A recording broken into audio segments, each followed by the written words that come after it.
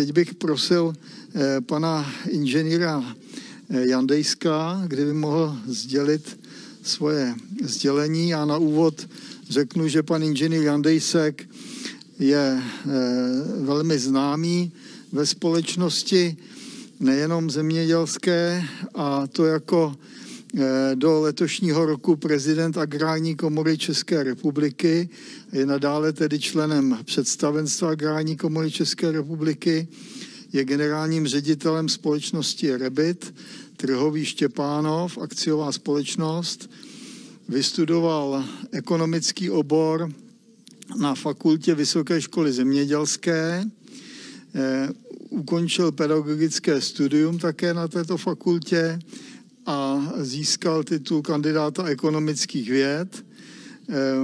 Pracoval ve státních statcích a nyní tedy ten podnik Rebit Trhový Štěpánov je společnost, která je významným producentem zemědělských komodit.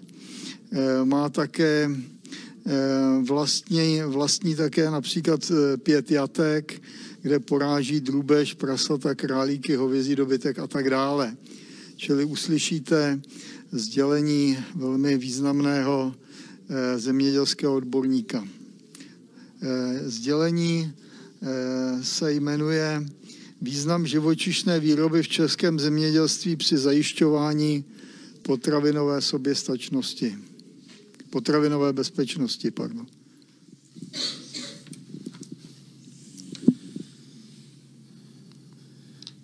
Takže dobrý den, vážené dámy, vážení pánové. Já bych se trošku přesunul ze světa, z Evropy do vlastně našich lůh a hájů a rád bych se zastavil o některých věcí, které se diskutují trvale. Diskutuje o tom hlavně široká veřejnost a hlavně nejvíc diskutují ty, kteří o tom téměř nic neví, což mě velice mrzí. Měli bychom dát prostor lidem, kteří celý život prožili v zemědělské a potravinářské činnosti. Navážu živočišnou výrobu, která tady byla diskutována před řečníkem, velice jasně, ale obecně. My mluvíme o tom, jestli je potřebná nebo není a v dalších částech uvidíte, že jsme ji se úplně skoro vzdali, ale zapomněli jsme na jedno zásadní, co všechno živočišná výroba pro nás může dělat. Mluvíme o udržení vody v půdě. Stalo se velice módní, že máme sucho, že musíme dělat přehrady, že musíme vymýšlet, jak budeme spořit vodu a tak dál. Řada věcí je prospěšná, ale řada je neprospěšná nebo je potřeba se obrátit jiným směrem. Pokud budeme mít v půdě humus, drobtovitou strukturu, bude půda v kapilárním stavu, kde se voda drží, tak situace bude úplně jiná. V podstatě jedna dánská studie nám ukázala, že vlastně v půdě, pokud se na ní dobře hospodaří, to znamená má všeho dostatek, to znamená hlavně organické hmoty, takže zadrží podstatně více vody, než je v Dánsku ve všech jezerech a řekách dohromady. Takže víte, že Dánsko je země velice na vodu bohatá. A to jsem ještě neslyšel, aby vystoupil některý odborník a mluvil o této problematice. Pokud půda je bez organické hmoty, tak samozřejmě na lehkých půdách voda proteče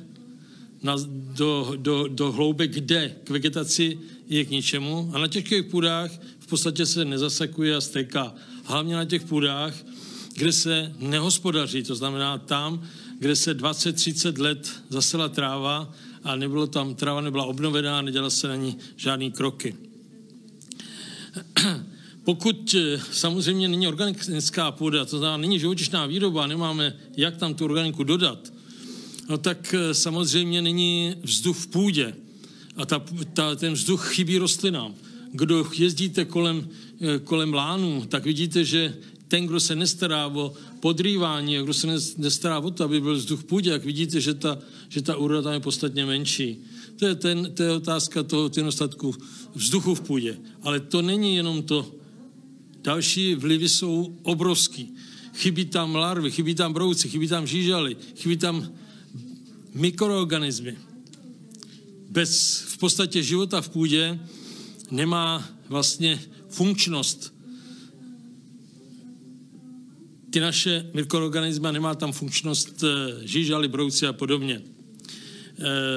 Další věc, která je dost zásadní, která váže dál na to, je ptáctvo a vůbec to, co máme k dispozici na půdě. Pokud dochází k tomu, že tam není život, no tak pak se divíme, že nemáme ptáctvo. To ptáctvo nemáme proto, že to otravujeme chemií. To jste tady slyšeli, že ta chemie minimálně, že ta chemie nikam u nás nejde zbytečně.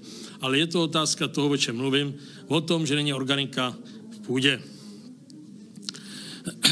Je potřeba říct jasně, že dostatek organické půdy v půdě v podstatě není drobtovitá struktura. A na tu drobtovitou strukturu váže celý ten všechen zoerafon, jak jsem tady říkal, ale hlavně nefunguje tam sorpční komplex, na kterém se váží vápník, fosfor, draslo a další prvky, který potřebujeme pro funkčnost našich půd. Takže samozřejmě i další prvky. Takže bez toho, aby jsme měli dostatek organiky v půdě, neuděláme žádný kroky k tomu, aby se zlepšovaly podmínky jako celku. Pokud nefunguje trvalý přísun organické hmoty, tak je potřeba říct jednoznačně, že klesá úrodnost a klesají výnosy komodit. To se samozřejmě děje tehdy, když dlouhodobě není přísun organiky do půdy. Ukazuje to na řadu věcí, což mě nejvíc mrzí, že naši politici teďka vystupovali k tomu, že tím, že na půdě moc děláme, tak snižujeme její úrodnost.